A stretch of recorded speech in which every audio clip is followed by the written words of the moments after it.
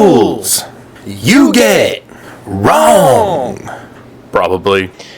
Episode 1 of Rules You Probably Get Wrong is brought to you in part by Miniwargaming.com, makers of Acapella Bathroom Karaoke.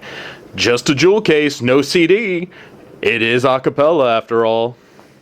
Okay, so you're playing Necrons or you're playing against Necrons, and you're trying to figure out exactly when does We'll Be Back come into play. First off, what is We'll Be Back? It's that annoying little thing that the Necrons have so that when you kill them, they get back up. There's a couple things that have to be in place in order for a Necron to be eligible for We'll Be Back. The first thing is that there must be another like model that's knocked down within 6 inches of that model in order to use We'll Be Back.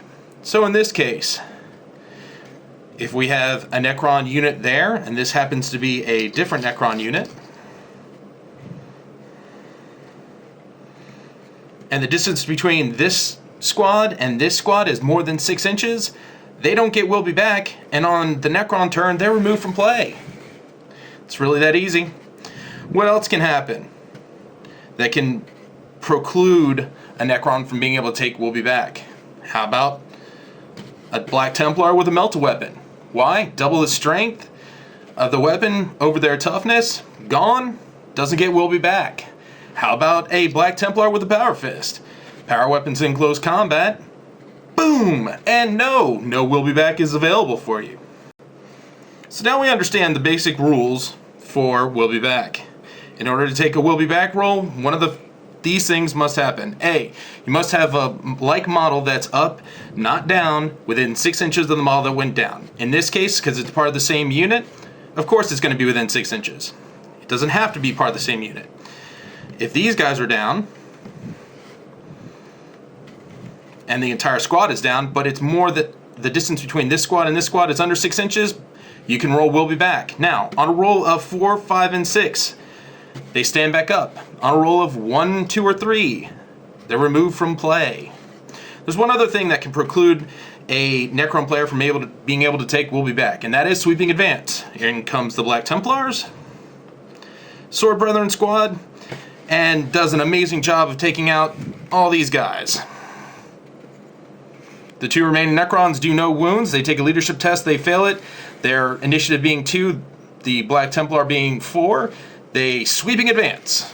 Now on a Sweeping Advance, all the ones that were down and the ones that are up are removed from the table.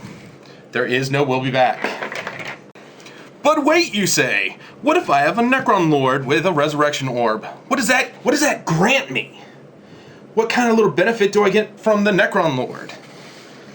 The Resurrection Orb only allows you to take a We'll Be Back save should you fail the requirement of, let's say, the Black Templar player shooting you with a melta weapon and you going down. The Resurrection Orb allows you to forget the fact that something that precluded you from taking a roll, you can now take a roll. You still must be within 6 inches of another model that is like and up. So, in this case, where we have 2 Necron warriors left, and they both go down, and you have a Necron Lord within 6 inches, because the Resurrection Orb can only be affected against squads that are 6 inches from the Necron Lord. But if there's no other Necron warrior around, just because you have a Resurrection Orb doesn't mean you get a chance to roll We'll Be Back. We're not done yet.